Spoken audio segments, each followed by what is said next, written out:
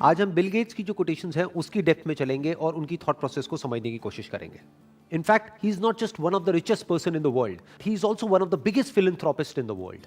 उनका जो पहला कोट है वो है, I choose a lazy person to do a hard job because a lazy person will find an easy way to do it.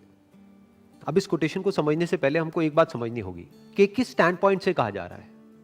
जब तक हम किसी भी बात के कॉन्टेक्स्ट को नहीं समझते हैं और हम उस बात को एज इट इज ले लेते हैं तो हम एक बहुत बड़ी गलती करते हैं. हम क्या करते हैं, हम उसको लाइफ में हर जगह अप्लाई करने की कोशिश करते हैं. हम क्या कहेंगे कि ये बात उन्होंने कही है तो ये बात सही है. ये बात सही नहीं है, ये एक पर्टिकुलर स्टैंड पॉइंट से सही है. ये बेसिकली कंप्यूटर सॉफ्टवेयर के पॉइंट ऑफ व्यू से कह रहे हैं, तो उस स्टैंड पॉइंट से ये बात बिल्कुल सही है.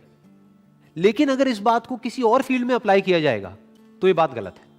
फॉर एग्जाम्पल, कोई चार्टर्ड अकाउंटेंट है और उसको ऑडिट करना है किसी कंपनी में जा करके, तो उस ऑडिट को करने की कुछ गाइडलाइंस है जिसको फॉलो करना है, उसके अकॉर्डिंग एक ऑडिट की रिपोर्ट बनानी है.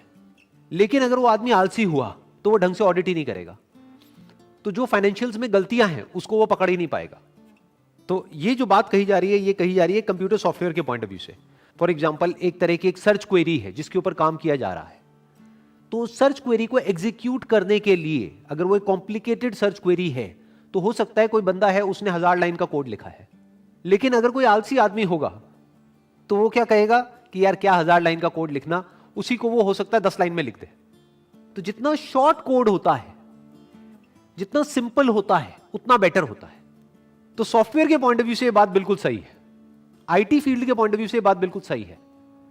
वो पर्सन क्या करेगा, वो एक शॉर्टकट निकाल लेगा उसी क्वेरी को एग्जीक्यूट करने के लिए. यानी वो कॉम्प्लिकेटेड से कॉम्प्लिकेटेड काम को भी आसान बना देगा. शॉर्ट में कोडिंग करके काम खत्म कर देगा. कोडिंग क्या है? एक लैंग्वेज है, कंप्यूटर की लैंग्वेज है, जैसे हम लोगों की अपनी एक लैंग्वेज होती है. तो जो आदमी आलसी नहीं होगा वो क्या करेगा, वो बहुत सारे वर्ड्स का यूज करेगा अपनी बात को कन्वे करने के लिए. वो एक बात जो शॉर्ट में कही जा सकती है, मानो 4 लाइन में कही जा सकती है, उसके लिए वो 400 लाइन यूज करेगा. वो कई घंटे लगा देगा उस बात को कहने में. लेकिन जो बंदा आलसी होगा वो एक लाइन कहेगा, लेकिन उस एक लाइन में वो पूरी की पूरी बात सम अप हो जाएगी.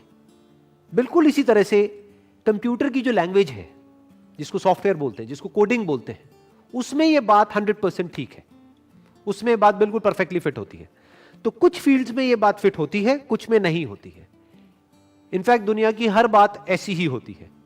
तो यहां से सिर्फ हमको ये नहीं सीखना है कि ये क्या कह रहे हैं, एक और बात सीखनी है कि हर बात हर जगह पे फिट नहीं होती है. चाहे वो किसी भी पर्सन ने कही हो, चाहे वो पर्सन किसी भी लेवल पे हो. हर बात का पहले स्टैंड पॉइंट समझना होता है, फिर देखना होता है कि वो बात किस एंगल से कही जा रही है, फिर उसको समझना होता है. Next quote is, if you are born poor it's not your mistake, but if you die poor it's your mistake. हम कहां पर पैदा होते हैं वो तो हमारे हाथ में है ही नहीं.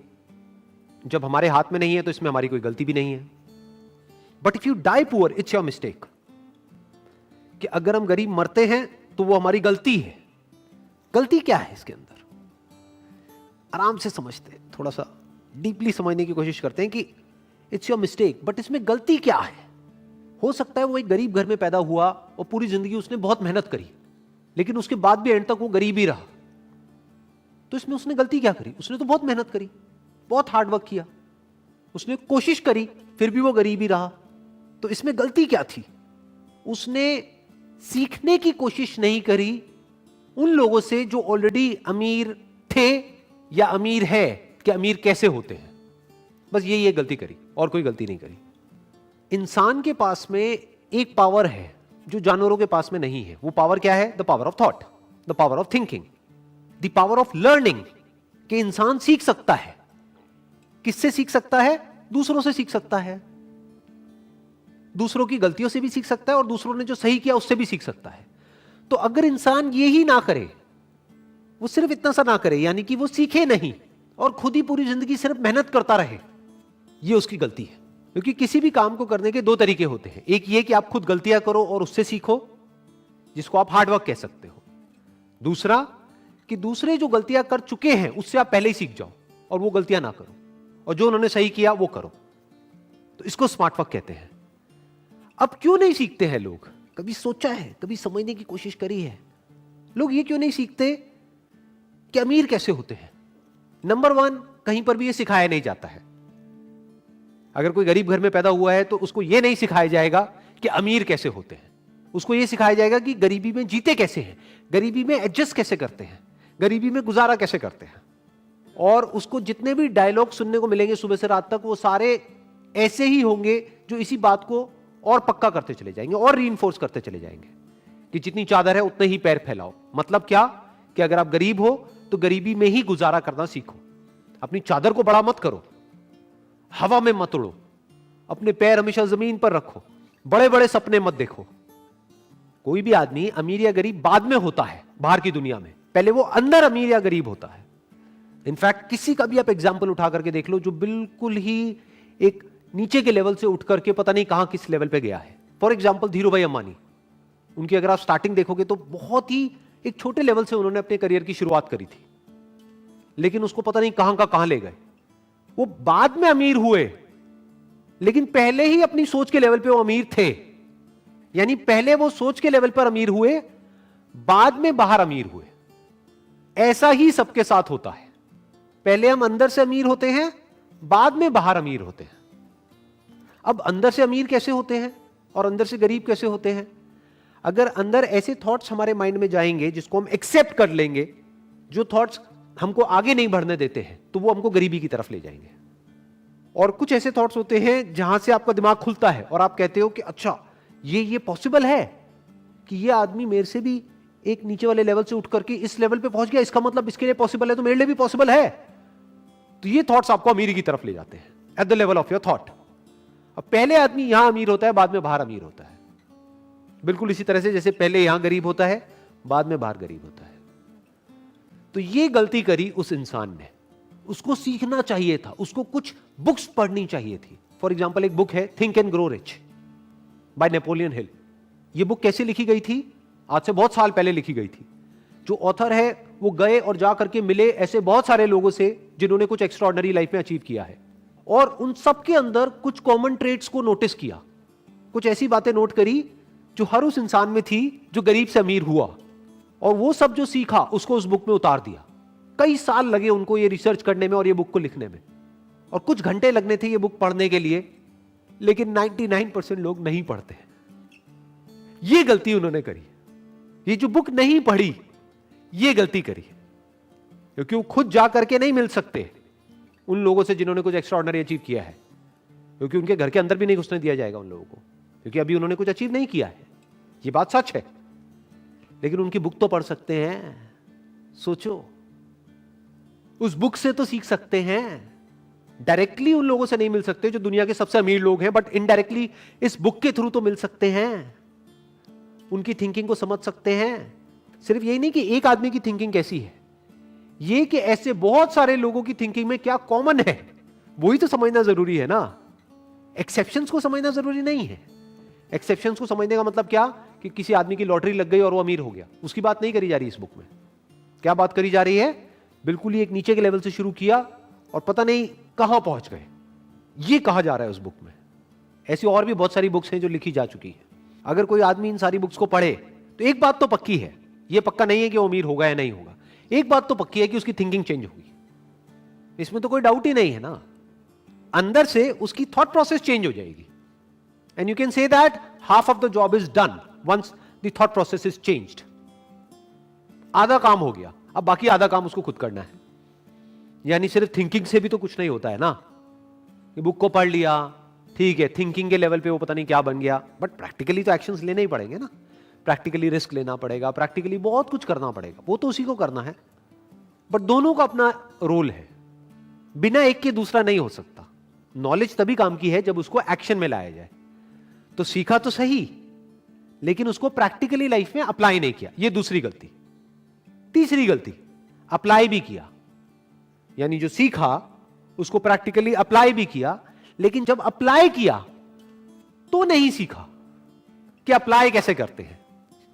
दो चीजें सीखनी पड़ेंगी। एक, थिंकिंग के लेवल पे पहले आपको अमीर होना होगा, यानी पॉसिबिलिटीज को देखना होगा। दूसरा कि प्रैक्टिकली एक काम को कैसे करते हैं, तो उसके लिए आपको अलग तरह की बुक्स चाहिए। उसमें ये बुक काम नहीं आएगी, थिंक एंड ग्रो रिच। ये बुक कहां पर काम आएगी? आपकी थिंकिंग को एक्सपैंड करने के लिए, कि अभी जो आपकी थिंकिंग में ये बैठा हुआ है बचपन से, जैसे एनवायरनमेंट में आप बड़े हुए हो कि मैं कुछ नहीं कर सकता, कि आपकी थिंकिंग में ये आने लग जाएगा कि नहीं, जब इतने लोग कर सकते हैं तो मैं भी कर सकता हूं। आपके अंदर से ये आने लग जाएगा, जो बहुत इंपॉर्टेंट है। लेकिन इसका मतलब ये नहीं है कि आप कुछ भी कर सकते हो, जो करना है वो सीखना तो पड़ेगा ना। तो अब अगर प्रैक्टिकली आपको कोई काम करना है तो उसके लिए अलग तरह की बुक्स हैं। जैसे थिंक एंड ग्रो रिच आपको मार्केटिंग नहीं सिखाएगी कि मार्केटिंग कैसे करते हैं, अरे तो मार्केटिंग तो सीखो। मार्केटिंग के लिए एक अलग बुक है, that is marketing management by Philip Kotler for example. और ऐसी मार्केटिंग के ऊपर और बहुत सारी बुक्स हैं। तो मार्केटिंग को अलग से सीखना पड़ेगा कि अगर आपने एक एक्स्ट्राऑर्डिनरी प्रोडक्ट बना भी लिया या कोई बहुत अच्छी सर्विस आप दे भी रहे हो, लेकिन किसी को पता ही नहीं है, तो क्या होगा? कोई वो प्रोडक्ट नहीं लेगा, फिर आप कहोगे मेरा बिजनेस फेल हो गया। अरे तो मार्केटिंग तो सीखो। और लोगों को क्या लगता है कि अगर हमको मार्केटिंग सीखनी है तो हमको जाकर के एमबीए करना पड़ेगा मार्केटिंग में, तभी हम मार्केटिंग सीख सकते हैं। ऐसा कुछ नहीं है, बहुत सारी बुक्स हैं, वहां से हम खुद पढ़ करके सीख सकते हैं। कितना डीपली आप सीख सकते हो उसकी कोई लिमिट नहीं है। तो ये जो कोटेशन में कहा जा रहा है, इसमें 3 तरह की गलतियां हो गई।